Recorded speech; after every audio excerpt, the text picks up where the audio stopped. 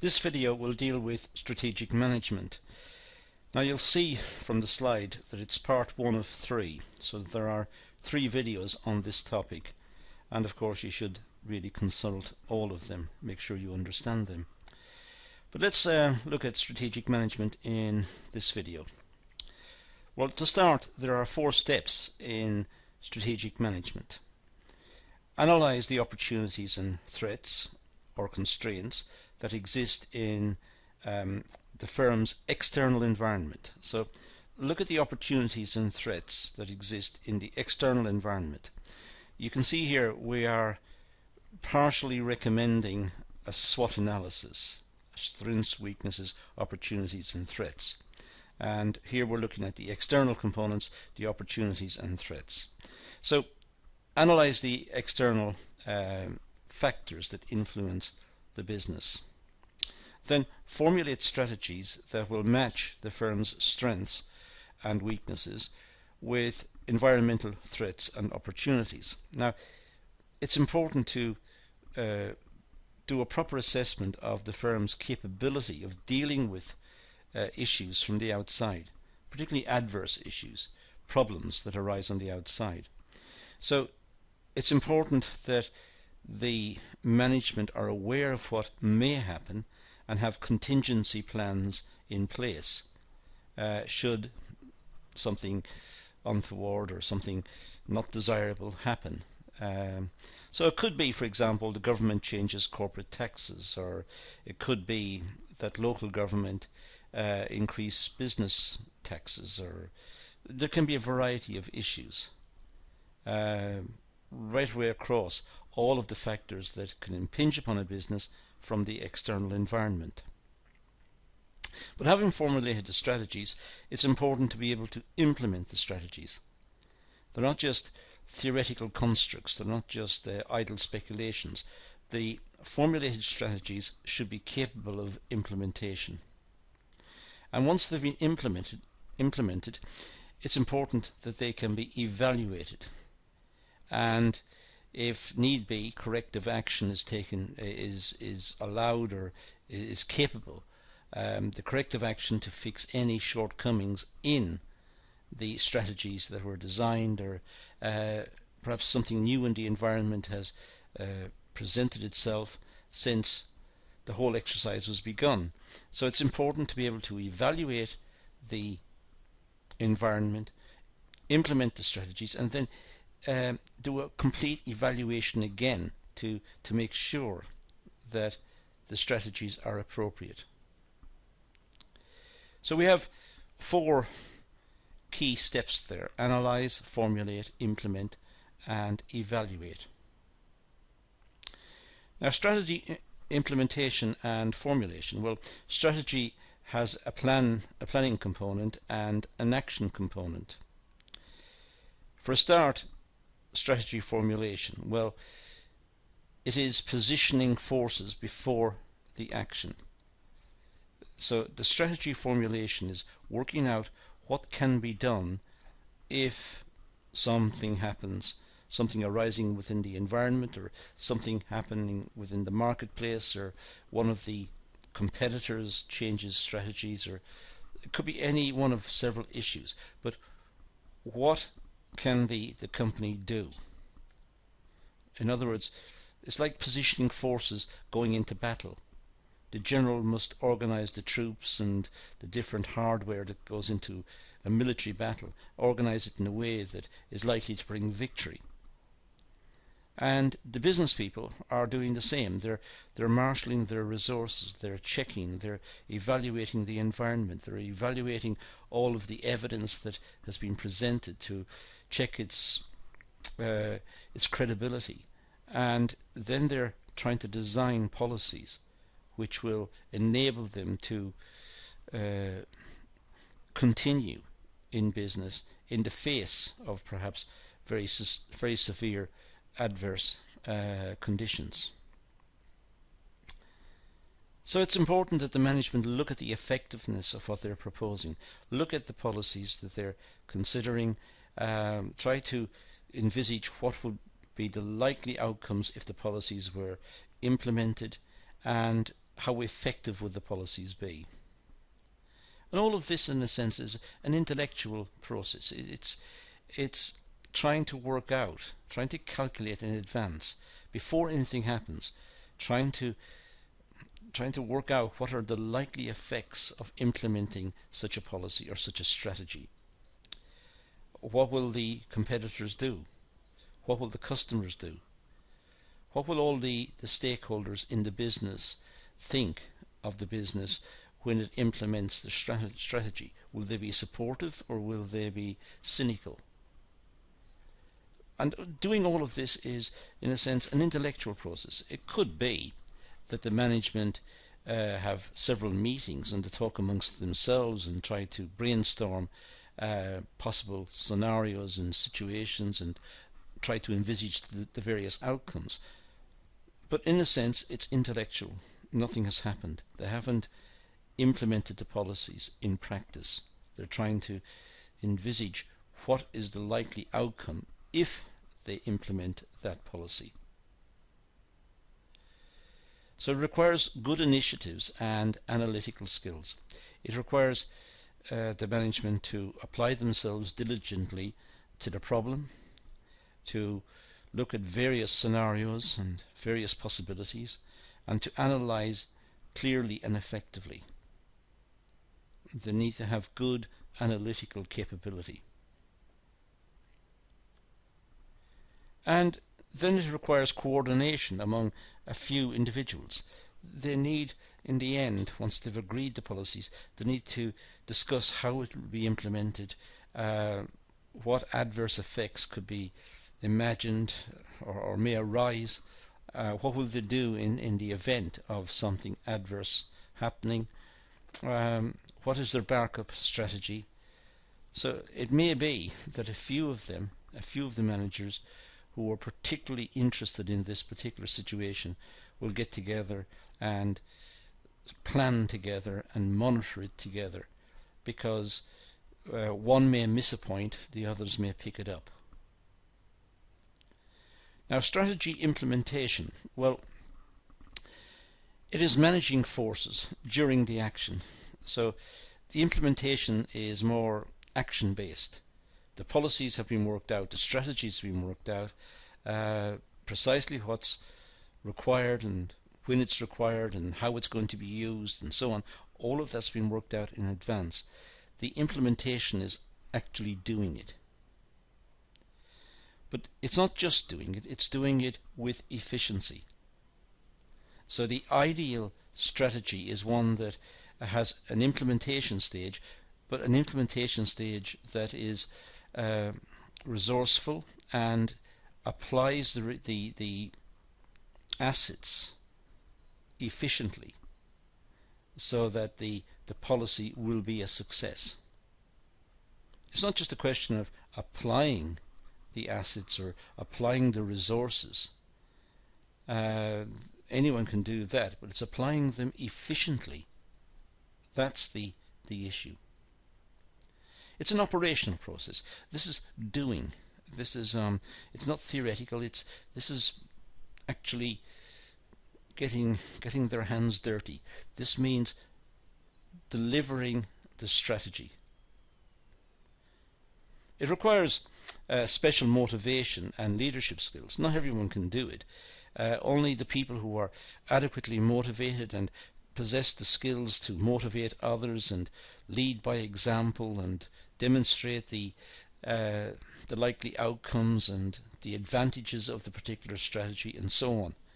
So only particular managers, some managers can do it. Not all can do it. It requires coordination amongst many persons, amongst many people. Within the company, different layers of management might be involved. The workers may be involved. The suppliers may be involved. So many different personnel may be involved in the implementation of the strategy. But all of them have to be coordinated, properly briefed, explained, questions answered, and they should be able to lead some key figure that they will see as the champion for this particular exercise. Now, what is a business strategy? Well, there are 6 dimensions. The product market in which the business is to compete. So that's one dimension. We must take into account the market in where the product will be situated. The conditions in the market, the size of the market, the scope of the market, the intensity of competition within the market, the history of innovation, and so on. But the market must be considered. Then, of course, the level of investment. Is it a big project or a small project? Does it involve particular skills, competencies, training? What sort of investment? How does the investment fit with the rest of the capital already in the business? The functional area strategies need to compete in the selected product market. So the functional areas, production, distribution, marketing, these need to have had proper training and briefing about the initiative, about the strategy, so that they're able to present the strategy, are comfortable with it, and it fits within their individual portfolios. They're able to deliver it easily within their capacity. So the functional areas need to compete in the selected product market. And to that end, the managers responsible for the functional areas, of course, should be briefed, they should understand it, and they should be prepared to go with the exercise. The strategic assets or competencies that underlie the strategy and provide sustainable competitive advantage. It's important that the organization have trained the workforce, and the workforce possess the requisite skills and competencies, and they're able to work with the capital, and perhaps they're able to work with new technology as and when required, and they're not reticent about getting involved with new technology. That means the company will be quite dynamic and quite innovative, the chances are, within the marketplace. But it needs to present itself so that it has a sustainable position. It gets a position which is able to manage and keep in the face of competition from rivals, because it has a good product, it has a good name in the market, its value for money, and so on. So it has a sustainable position in the market, and this means it's got competitive advantage and it's sustainable. Now that gives it every chance of success. The rivals within the marketplace will have to try and outcompete it. So in a sense, the onus is on them to try to upset the business and upset the company. But in fact, the strategy that was selected was appropriate for the market. It gave the business, let's say, a sustainable position within the market. It's able to maintain itself, it's able to continue, and it's able to effectively compete with the others. The allocation of resources over the business units. It's important that the allocation of resources over the various business units is done efficiently, so as to enable the business to get the competitive advantage that we just talked about. So there has to be proper stewardship of the resources. The business has to be capable of financing and delivering the strategy. Otherwise, the strategy was just a meaningless exercise. It was just done for the fun of it. It wasn't a serious exercise. If it's a serious exercise, it should be implemented once it's been worked out and once it's been carefully planned and resources have been spent in the planning stage, the thinking stage, the ironing out stage, the stage where the problems were ironed out, discussed and resolved. And the next logical step is to implement. Development of synergistic effects across the business complement and support each other. businesses perhaps making a particular product, they're able to develop another product which perhaps uses the same equipment, or it may use some of the equipment. It may use similar materials. It may use the skills and competencies of the existing workforce. So it's similar to diversification. But what happens with synergy is that there are efficiencies to be had within the organization because of similarities in process, similarities in the requirements for skills, and there's a growth within the business because now perhaps there are two strategies being pursued simultaneously, but they have got common links, these synergistic links. And that means that the business may also benefit from economies of scale, economies due to size, economies from growing. So if we look at it pictorially, we have the business strategy, and then we have the product market investment decision, which is the looking at the product market and look at the scope of the business to diversify or develop a product or change its strategy or to do something new within that marketplace. So what's the capacity of the business to do that? What sort of investments required? And what resources will have to be foregone in trying to acquire this investment? And looking at the overall resource allocation over the business units. How efficient is the business being funded, being resourced? And particularly if there are different product lines and different production areas or service areas, the business needs to allocate resources so that they can work efficiently and effectively. Now, sustainable competitive advantage. Well, the basis for the sustainable competitive advantage is, well, the assets and competencies of the people.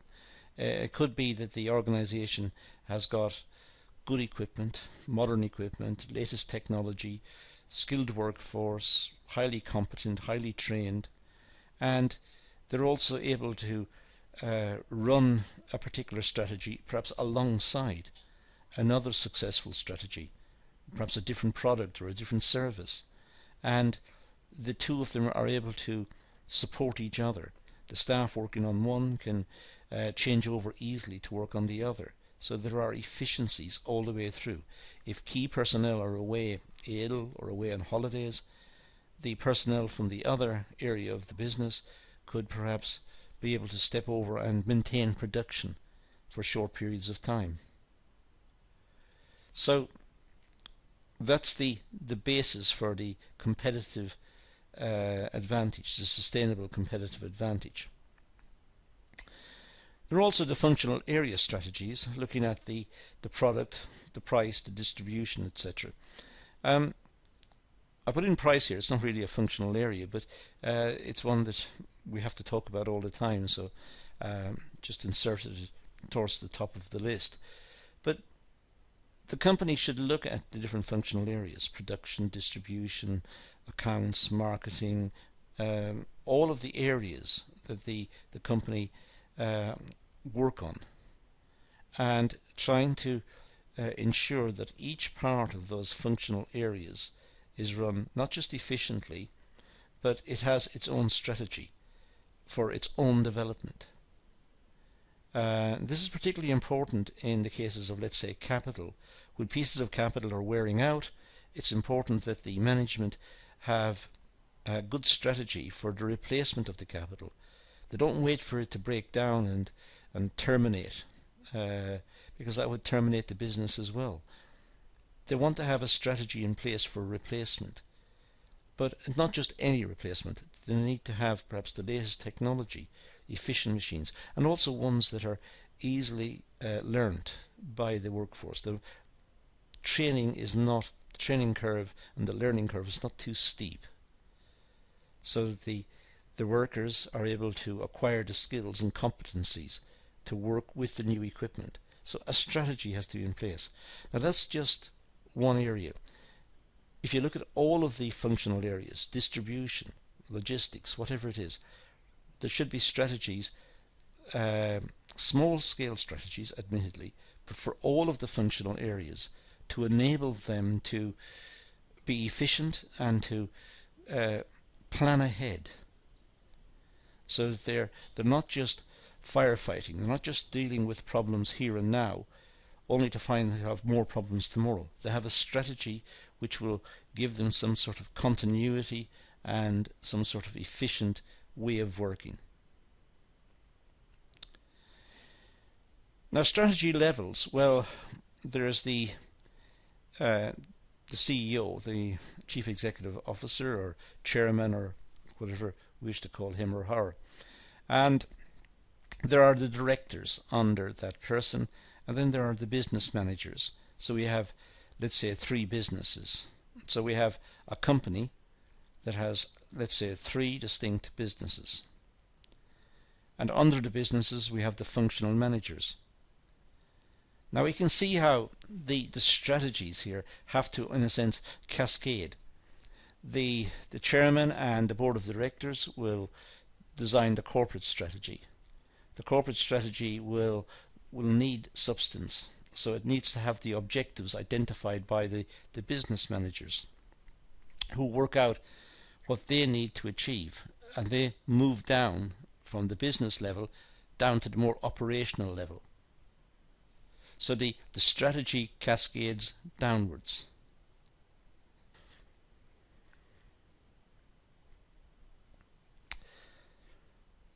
Now, with strategic analysis, we have external analysis, analysis of the marketplace, external analysis of the conditions in which the company operates within the factor market, the security of supplies of raw materials, the labour market, looks at all of the external factors, but also looks at competitive intelligence, trying to work out what are the competitors doing, what sort of research are they undertaking, what sort of strategies are they following.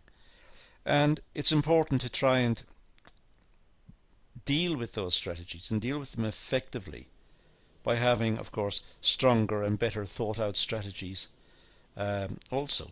But it's very similar to playing a game. The opponents will have a set of strategies, and their strategies is to beat you. But your strategy is to beat them. And the one that wins is the one that has the best strategy. There's also segmentation, the breaking up of the market into different parts and addressing the requirements of different parts of the market segmentation.